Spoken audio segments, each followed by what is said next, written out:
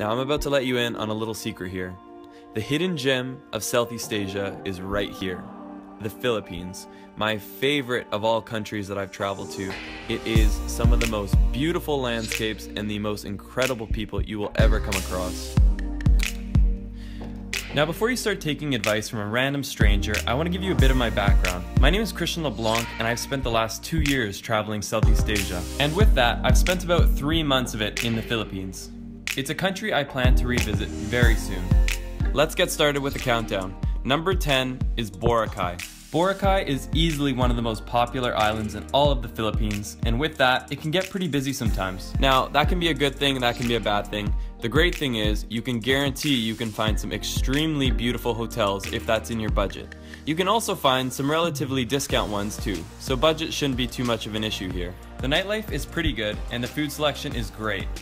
Boracay has everything from low-end hostels all the way up to extreme luxury hotels. It can be backpacked, but definitely expect to spend a bit more money here. The island of Boracay itself is extremely beautiful. Some of the bluest waters you'll see, and some of the finest white sand beaches. I would assume this is how it got so popular. The population of the island has outgrown the infrastructure at least 10 times over, and this can lead to a lot of congestion. But you're gonna spend most of your time on the beach anyway, so what does that matter? Number 9, Oslob. Oslob is extremely well known for one thing, and that is the whale sharks. This is a place where you can actually go and swim right next to these gentle beasts. Now there is a little bit of controversy that surrounds this because the whale sharks are fed, but I'll leave that up to your discretion. It's such a humbling experience swimming next to an animal that could literally grow as large as a small bus. In record, they grow up to 40 feet, although it's very unlikely you'll see one this large. Only 30 minutes away, there's a couple sets of waterfalls. Tumalog is the most impressive of the two. It's a massive drop-off that creates a beautiful mist. Now if you're looking for more of an experience with the waterfalls, check out Aguinid waterfalls because you can actually scale up them, you can jump off of them. It's much more interactive than just looking at a waterfall like you do at Tumalog. It's definitely worth a visit. Number 8 on my list is Malapascua. It's very unlikely that you've heard of this place before, but there's a great reason to go, and it's this one animal that lives below the sea. It's very unlikely you've ever heard of this place, but Malapascua is home to one of the most beautiful creatures I've ever seen, the thresher shark. If you're a scuba diver, this is a must. There is no fish more impressive than the thresher shark. It has a long tail just like a scythe. You see it beautifully cutting through the water. For me, this made going to Malapascua 100% worth it. Now, the dive scene is incredible, but it's not the only thing. Malapascua Island itself is extraordinarily beautiful. Again, if you haven't already noticed the trend, extremely blue water, fine white sand beaches, and relatively expensive accommodations, so this definitely has to be something that you save up for. It's a very small island and all the accommodations on the island are quite expensive. Do a little research. We even managed to find a bit of nightlife on this incredibly dormant island. My girlfriend Laura really hit it off with the locals. If you know anything about the Philippines, you'll probably be shocked that I put El Nido in 7th place. El Nido is easily one of the most beautiful places in the Philippines and arguably the world. The beauty of this place leaves you in awe. Now let's start with the great things about this place. The 4-island tour is incredible because it lets you see the cerulean blue waters, the jagged cliff sides. It's seriously earth porn. It's nothing like you've ever seen before. The days in El Nido are unforgettable because you'll spend your entire day hanging around these beautiful landscapes. But this is where the problems start. When night hits, it becomes a bit less enjoyable, I'd say. El Nido's electrical grid is archaic at best. When we backpacked, we spent at least half of our nights in darkness. And worse than the dark, we spent it without any fan or air conditioning. It gets extremely hot in the Philippines, and when the power goes out, I become a pretty unhappy camper. In addition to this, if you're planning to do anything like I do as a YouTuber, uploading is basically a no-go. The internet speeds are so slow, and it will drive you mad. Now there are some ways you can get around these inconveniences. If you spend a lot more money, you can actually stay at accommodations that will have backup generators, and this will at least help take care of the problem of your air conditioning going out, so you won't sweat to death at night. I want to end this on a positive note because despite all the inconveniences of El Nido, the beauty of this place makes it all worth it, so you have to go check it out. If you end up going, make sure you do the 4-island tour, and make sure you climb Tara Cliff if you're willing to risk your life. It's extremely jagged, but the view you get is unforgettable. The next on my list is Bohol. Bohol is a large and magical island. There's so many things to see and do here. It never hurts to go around with locals. That's how we find some of the cool hidden gems, like this little hole in the ground. No pun intended. With Bohol being a big island, you could easily spend 5 to 10 days here. The most popular of the beaches is Alona Beach, and this is a place where you can stay at a 5-star hotel or at a guest house or hostel. The pricing is definitely on the expensive end, but nothing unreasonable. Also a must in Bohol is to rent a scooter. Some of the most incredible riding I've ever done has been done here on this island. You take the scooter, you drive up further north from Alona Beach, and you'll end up visiting these guys. These are tarsiers, animals only found in Bohol. They basically sit like this all day, but what more could you ask for? I mean, just look at him, he's chilling. Mondays, am I right? Also worth mentioning, I did go up further north to Anda Beach, and although I liked Anda, I didn't love it. I found it a bit of a dirty beach.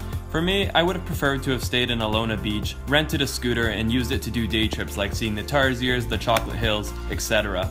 You'll also see a lot of European-inspired churches while exploring the Philippines. This one here was built by the Spanish, and it was actually shook up during an earthquake a few years ago. Just after visiting the Tarsiers, you're gonna see the man-made forest. And true to its name, it's a forest that was actually hand-planted by men. It's a really awesome feeling because as you drive down this narrow road, you feel like you're going through a tree tunnel. It's great for Instagram goals, and it's definitely an awesome feeling as you're riding on your scooter.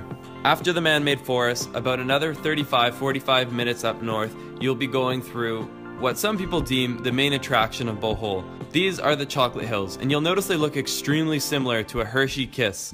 I don't know if that's why they've been called that, but the name is definitely fitting. You can drive up to the top of one of the hills and actually get a pretty good vista of the entire mountain range. I definitely recommend it. Number 5 is a place that's on very few people's lists. Dumaguete is an incredible place, and there's a lot to see and do here.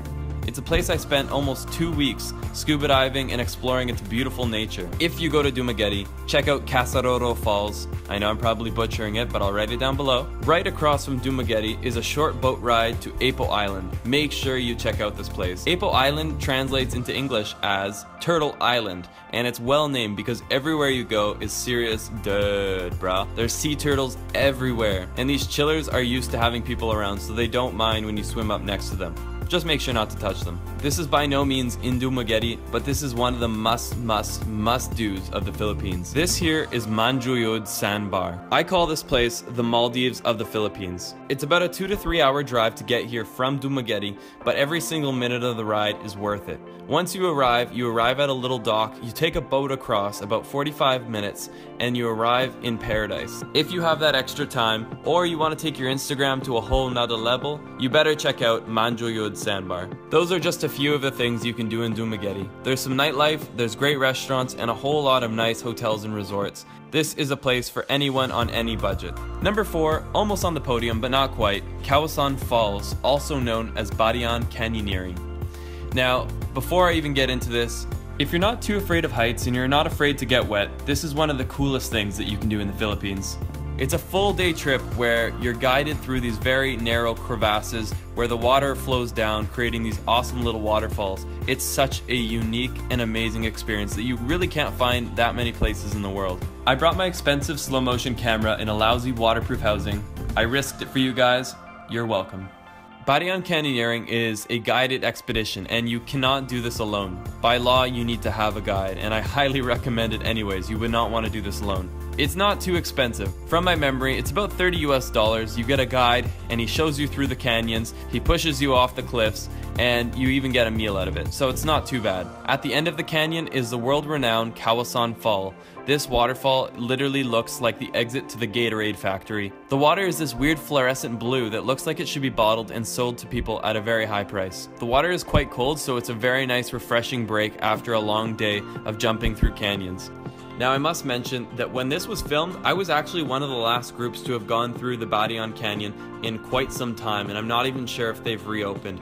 The municipal government shut it down because they were worried about erosion, so do a little research. Hopefully it's reopened because it is one of the top things to do in the Philippines. Also, random insert, you'll see roosters everywhere in the Philippines. Cockfighting is basically a national sport. I named him Fred. The bronze medal goes to my favorite landscape in the entire world. This beach is seriously heaven, and I don't use that word lightly. It is my favorite, and I'm honestly blown away that to this day, Nakpan has not been developed as a resort town. This is the most incredible landscape that I've ever seen. Now, if you remember, we talked about El Nido being in 7th or 6th place. Well, Nakpan is about a 45-minute scooter ride away from El Nido. So again, if you were on the edge of going to El Nido, consider this. You will get Nakpan and El Nido together because they're only a scooter ride away from each other. The problem with Nakpan is this. Because it's such a beautifully untouched landscape, there's nothing on it. There's really only a couple guest houses with which they have no electricity after a certain hour. I think it's after 6 p.m. You have two options. You can either rough the heat and stay in a very basic guest house on one of the most beautiful beaches in the entire world, or you can just rent a scooter from El Nido and drive back to your hotel, resort, wherever you're staying in El Nido. But one of the most epic day trips you'll ever do. This island here is my silver medal. It's probably my favorite island in the entire world, and it's easily the best island in the Philippines. It is the definition of exploring, getting lost, and seeing things that few others have ever seen before. Bantayan Island is basically like Boracay before Boracay blew up. It has the beauty that will one day become a developed area, but for right now, this is a place that you can experience to yourself. There's so much to do here, from exploring the jungle to exploring the beautiful beach that surrounds the entire island. There's even goats that freely roam. This is Jerome. Definitely check out the mangroves. They're these little trees that grow on the water. Go explore the other side of the island where there's literally no identifiable landmarks. Just beautiful untouched nature and so many kids just playing on the side of the road. Definitely say hi to them. They really appreciate it and they're a lot of fun to hang out with. I joined a few kids in playing some basketball and it was definitely one of the highlights to my day. It wouldn't be a perfect island experience without a perfect sunset, and Bantayan certainly has a lot of them. In fact, the Philippines has plenty of them. I don't think I've seen more beautiful sunsets in my entire life. You really start to take them for granted because every single night you get a sunset that could easily be one of the most beautiful you've ever seen. Now, I don't want to call it the winner because everyone's a winner, guys. But just kidding, this is the winner of my top 10 of the Philippines, Coron. Coron is definitely not the easiest of places to get to. It's pretty far north. In fact, it's even farther north than El Nido. It's more inaccessible than El Nido, and it can definitely be a bit of an expensive place to visit because it's so inaccessible. You either take like a 5-hour ferry from El Nido, or you can fly directly from Manila. Definitely expect to pay top dollar because the flights aren't cheap. This is not a cheap place to go. Now it's time to show you why you're willing to spend your money to come here and why you're willing to deal with the inconvenience of getting here. Coron is simply out of this world. I can't compare it to anything, to be honest. It's like New Zealand and Africa had a baby, and it was beautiful. As always, my favorite thing to do is rent a scooter. It's the first thing I do whenever I get to a new place.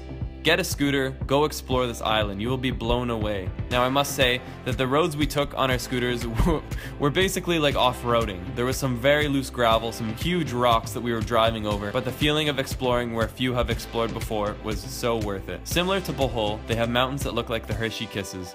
They're not called the Chocolate Hills, but they're very similar looking. When we drove down this road, we probably didn't see tourists for the entire day. This might sound scary to some of you, but it's one of the most amazing things. The local Filipino people are some of the friendliest and most accommodating people. Definitely don't take that as a bad thing. It's an incredible feeling of truly getting lost in a place that you've never been before. Now, after exploring the rural side of Coron for the day, we went to the more touristy spots. There's these beautiful hot springs where people generally come for sunset. If you come here around 5 p.m., you can definitely expect to see tons of other travelers. It's a really cool way to meet people. The next day, my girlfriend and I and a couple of friends rented kayaks and we went and kayaked all the way across to a set of islands. Now, I don't know if I recommend the kayaking because it truly was a very difficult workout, but it's good to stay in shape while traveling, so maybe this is the best option for you. There's also the option to do island tours similar to an El Nido, so maybe check that out if you don't want to go through excruciating heat in a kayak. But when we made it to the other side, the work was so worth it. Similar to the landscapes of El Nido, you have the jagged cliff sides, the incredibly blue water, and the feeling of being cut off from the rest of the world. It's extremely energizing to do that every now and then. These are among some of my favorite drone shots I've ever captured. Thank you, Coron. This is Laura looking graceful, but then she got bit by a fish. At the end of the day, we put up the white flag and we paid someone to tow our kayaks back behind their motorboat. It was the best decision we ever made. If you like this video and want to see more like this, check out the videos linked below. I have top 10 lists to Thailand, I have a how to travel the Philippines video that actually shows you the routes that you should take, and I'm constantly making new content. So make sure to hit the subscribe button, leave the video a thumbs up, and if you want to be among the first to know when my traveler's guide comes out, make sure to sign up on my mailing list at lostleblanc.com. I'll be soon releasing a guide that has everything you need to know, from how to save money while traveling to how to make the most of the places that you visit. Thanks for watching, guys, and let's get lost in the next one.